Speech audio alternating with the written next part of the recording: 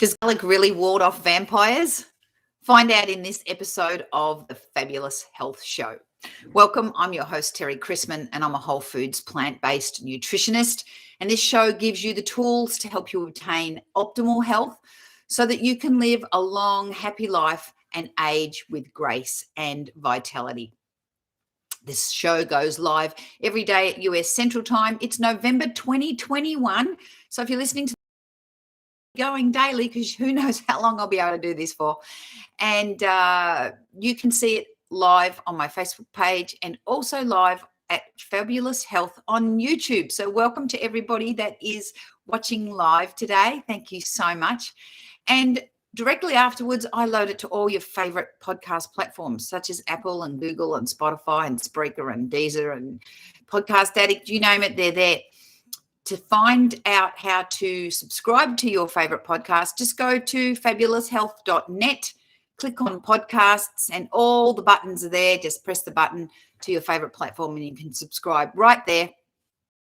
And you do not have to go searching for it like I did and couldn't find it. Okay, thank you so much, everybody who's already downloaded the podcast, and thank you so much to all the people who have already commented. I really love to read your comments. So today we are taking a deep dive into one of my favorite vegetables, although some people call it a herb, garlic. Garlic is considered a functional food, which means it has both nutritional and medicinal properties. But I am going to talk about some medicinal properties today. Here's the caveat. This podcast is not a substitution for medical advice, so do not treat any disease that you have based on the information that I give you in this podcast. Please speak to your primary care physician first. Okay, that is out of the way. Garlic bulbs contain organosulfur compounds, also proteins, amino acids, some fiber, a little bit of fat, some phytic acid, and small quantities of vitamins such as vitamin C, vitamin E, beta-carotene, chromium, iron, and selenium. Now, the pharmacological benefits and actions of the herb are due to its organosulfur components, and those are called allicin, L-cysteine, allyl disulfide, and allicin. But garlic is full of these organosulfur compounds, and you may have an allergic reaction to these. So if you can't tolerate garlic, then everything I'm about to say to you is irrelevant, and don't eat it if it doesn't like you, yeah? Although I think it's really good. Anyway, garlic is a really, really good antioxidant. And strangely enough, get a load of this, so are garlic supplements. Isn't that fantastic? Some people don't like the garlic. It makes them burp, and they can take the garlic supplements and they can get the same benefit. But of course, be really careful about what supplement you buy. I'll talk about that later in the podcast. So eating garlic lowers lipid peroxidation. Now, lipid peroxidation is the chain of reactions that happens in the oxidative degradation of lipids, and lipids are fats. And most of your cells in your body are made of a phospholipid bilayer, which is like a little cell wall made of phospholipids. So this garlic protects the cells from degradation and damage. Fresh garlic exhibits many anti-inflammatory properties. Garlic inhibits platelet aggregation, which is basically the formation of blood clots. So if you think about things like stroke and heart attack and intermittent claudication, did I tell you about intermittent claudication in past podcasts? Let me tell you what it is. It's when your arteries, when your blood vessels get full of fat and the blood can't get down to the extremities, such as your hands and your feet, and the itty bitty tiny capillaries in your fingers and your toes, they miss out on the blood. So then there's no oxygen transfer to those tissues, and you get pain in your extremities, such as your arms, your fingers, your legs. That's called intermittent claudication, and that can, if not rectified, that can be quite dangerous, and you can actually end up losing your limbs. Yuck, no thanks. But in the short term, it starts off with paresthesia, which is pins and needles in your fingers and your toes, and pain in your legs, particularly in your calves. So if you suffer from any of that, head off to the doctor ASAP. Don't put up with that kind of stuff, because you want to get that sorted out as soon as possible. Garlic can reduce this. Yay! It reduces the atherosclerotic process, which is the fat in the arteries and the blood vessels. It decreases the accumulation of cholesterol, which reduces the plaque formation. And it does this by inhibiting the enzymes involved in lipid synthesis. And lipid synthesis is just a smart, sciencey way of saying fat making. It also limits platelet aggregation, blood clot formation, and the oxidization of your LDL cholesterol, which of course is, do you remember, the bad cholesterol. Garlic has blood glucose lowering effects, which can produce significant changes in glucose tolerance and insulin secretion.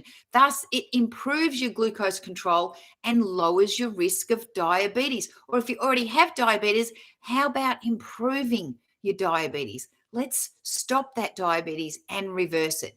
You don't just eat garlic and it goes away. There's a lot of other things you need to do. And if you haven't listened to all my podcasts, go and binge watch them, and you can find out all the things you can do to reverse that diabetes. Again, with help from your doctor. I am not your doctor. I'm giving you advice. I'm giving you knowledge, but I am not your doctor. Okay, garlic has a mild antihypertensive effect. That's blood pressure. Hypertension is blood pressure, but you need to either supplement for garlic or eat a ton of it, and the minimum time to find any change is 12 weeks, again under supervision. Garlic is antimicrobial, and it can exert direct and indirect activity on pathogens such as bacteria, fungi, and parasites. What do I mean by direct and indirect activity? Direct activity is where the garlic itself, the constituents in the garlic itself, the alans and the allicins, actually do things to stop those pathogens.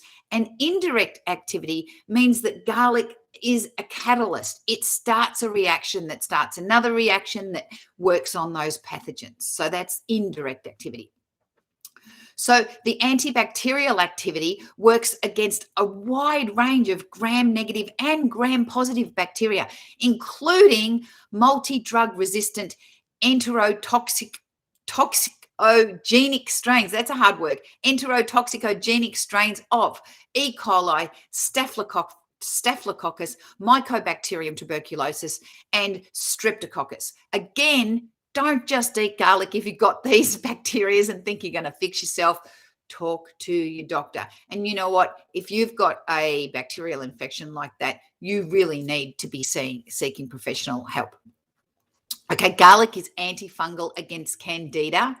It's antiparasitic against Cryptosporidium and Giardia. Garlic can also kill gingivitis, and its protease enzyme, which, remember what I talked about this in the last episode. Protease means protein enzyme. Prote for the protein, ase for the enzyme. Protease is an enzyme that works on the proteins. So it can break up that protein that is gingivitis and used in the treatment of periodontal disease. So if you've got sore gums, go to your dentist and talk about natural ways of helping you get rid of the periodontal disease. Garlic is anti-carcinogenic. It inhibits angiogenesis. Now, angiogenesis is just a smart way of saying the formation of new blood vessels. And when cancer grows, in order for it to grow, it needs fuel, it needs food, it needs oxygen. What does it do? It grows new blood vessels. So garlic stops the growing of that new blood vessels in the cancer. It also slows down metastasis, which is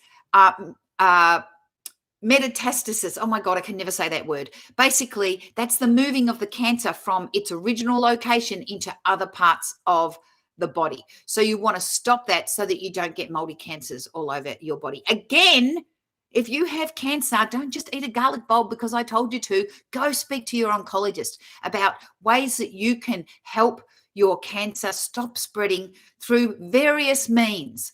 I spoke to a magnificent lady yesterday, and she told me that she healed her cancer with a wide variety of different ways. She worked with her oncologist and did all the traditional medicine ways, and then she worked on herself and thought about ways that she could improve her health to help that treatment along. Okay, the World Health Organization has enough evidence to prescribe garlic in the treatment of hypolipidemia, that's high cholesterol, age-dependent atherosclerosis, that is the fat in your blood vessels. As you age, you will accumulate fat in your blood vessels just because it happens, yeah? But if you are really healthy, you accumulate less and less of that as time goes on. And the WHO says that you can use garlic in the treatment of hypertension, and that is high blood pressure. Now, why do I tell you about the World Health Organization?